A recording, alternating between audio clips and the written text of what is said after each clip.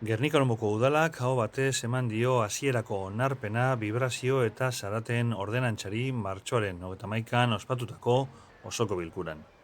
Bizkaiko aldizkari ofizialean argitaratu ondoren, jende aurrean jarriko da eta interesdunei entzunaldia emateko 30 eguneko epea irekiko da.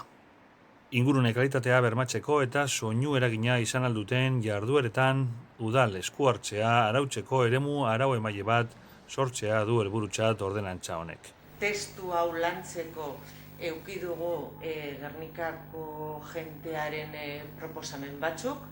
badauz batzuk pairatzen dabela zarataren kutsaderaren arazoa, badauz arazo batzuk ezin dugula konpondu eta horren arazo hori ez konpontzeko, baina bai hartzen dugu konpromiso bat euren arazoa beste administrazioen artean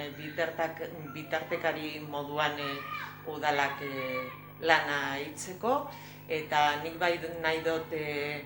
hori eskerrak emotie, parte hartu da zen jente guztize, ostalaritza elkartea edo ostalariak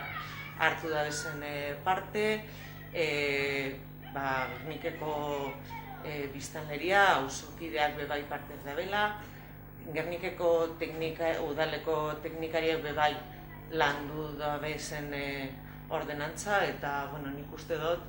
oposizio batera bebai landu dugu testoa, eta zeuzer testu uste dut oso testu tekniko bat lortu dugula, oso murriztuta gaude estatuko legean markoan eta Eusko Jaurlaritzaren legearen markoan bebai, eta ordenantza honen helburua da azkenean Gernikera ekartzea edo apurbet Gernikan dauzen arazoa konpontzeko lege bat edo ordenantza bat eitzea.